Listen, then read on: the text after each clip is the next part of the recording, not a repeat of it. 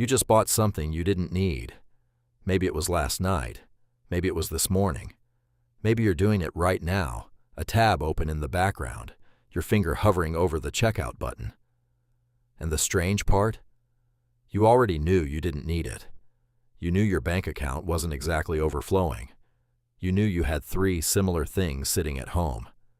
You knew, somewhere in the back of your mind, that this was a bad idea. And you did it anyway. That's not weakness. That's not stupidity. That's your brain doing exactly what it was designed to do, in a world it was never designed for. Here's where it starts. 40,000 years ago, your ancestor is standing at the edge of a forest. They spot something valuable, a cluster of berries, a piece of flint, a carcass left behind by a bigger predator. They have a choice. Take it now or leave it, and come back later. They never came back later, because later it was gone. This is what psychologists call present bias, the tendency to weight immediate rewards far more heavily than future ones. And according to research by behavioral economist David Laibson at Harvard, this bias is not a quirk of modern laziness.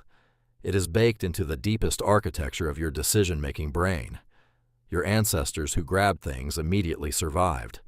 The ones who said, "I'll come back for it," often didn't. You are the descendants of the grabbers. The problem is that evolution never got the memo about Amazon Prime. Your brain still registers available now as urgent. It still reads a limited time sale the same way it reads a berry bush in season. The mental alarm that fires when you see only 3 left in stock is the same alarm that once kept your ancestors from starving. It doesn't know the difference. It never learned to. Now here's the layer underneath that. It's not just about the thing you're buying. It's about what your brain believes the thing will do for you. In 2001, researchers Gregory Burns and Red Montague published a landmark study on dopamine, the chemical your brain releases in anticipation of reward. What they found flipped everything researchers thought they knew. Dopamine doesn't spike when you get what you want. It spikes when you expect to get what you want. The moment you click Add to Cart, your brain floods with dopamine. The moment the package arrives, barely a ripple. This is why online shopping is so much harder to stop than walking out of a store. The entire process, browsing, saving, clicking, waiting, is a dopamine drip. Your brain is being rewarded the whole time for doing nothing except wanting.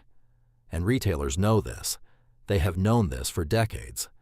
In the 1970s, a shopping mall designer named Victor Gruen, the man who essentially invented the modern mall, engineered an environment that would slow your walking pace, blur your sense of time, and remove every visual cue that connected you to the outside world.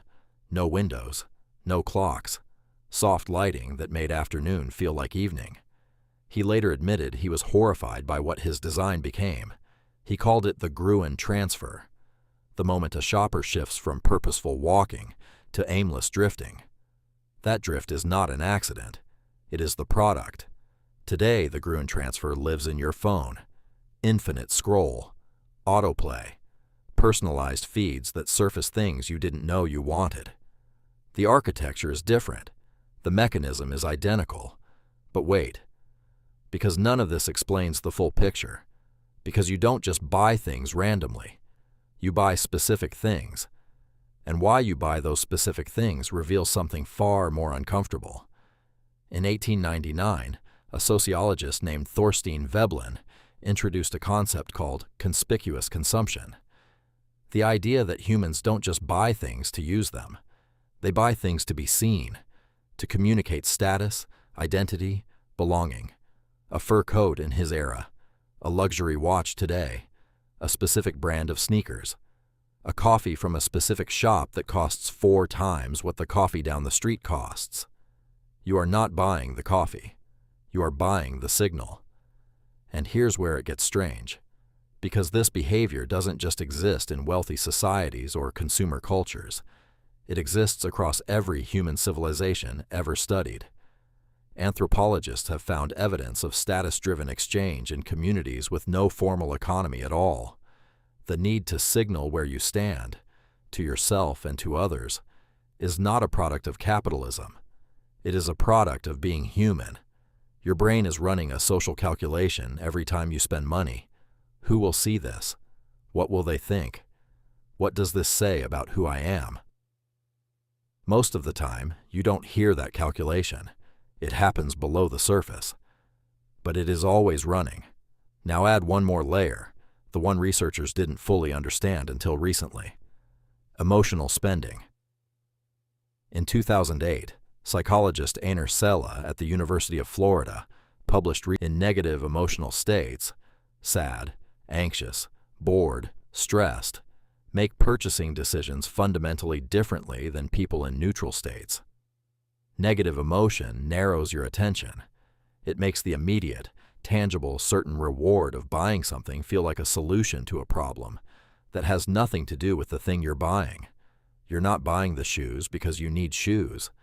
You're buying the shoes because you had a hard day, and your brain is searching for the fastest available exit from discomfort.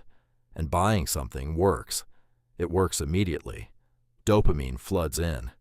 The discomfort retreats. The fact that it comes back 10 minutes later, sometimes with guilt layered on top, doesn't matter to the part of your brain that made the decision. That part only sees the short game. This is sometimes called retail therapy. That phrase makes it sound cute. It is not cute. It is a loop. Stress triggers spending. Spending creates temporary relief. The spending creates new financial stress. The new financial stress triggers more spending. Millions of people live inside this loop and cannot see the walls. So let's pull all of this together. You can't stop spending because your brain was built for scarcity and now lives in abundance. Because dopamine rewards wanting, not having. Because social identity is tangled up in every purchase you make. Because emotion hijacks rational decision-making the moment you feel anything uncomfortable.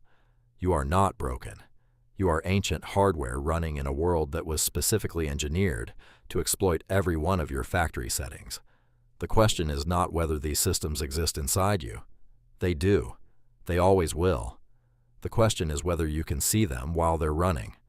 Because here's the thing. Awareness is not a cure. But it is a wedge. The moment you catch yourself mid-scroll, mid-impulse, mid-checkout, and you ask, what is this actually about right now? You introduce a gap between the trigger and the response. That gap is small, but it is where something different becomes possible. Your ancestor grabbed the berries because there was no time to think.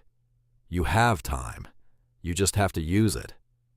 Tonight, when you feel that pull, that warm, certain, urgent feeling that something out there will fix something in here, you'll know exactly what's happening. 40,000 years of survival code, a $1 trillion industry, and a brain that still hasn't figured out the difference between a berry bush and a checkout button. The question is what you do with that 3-second gap.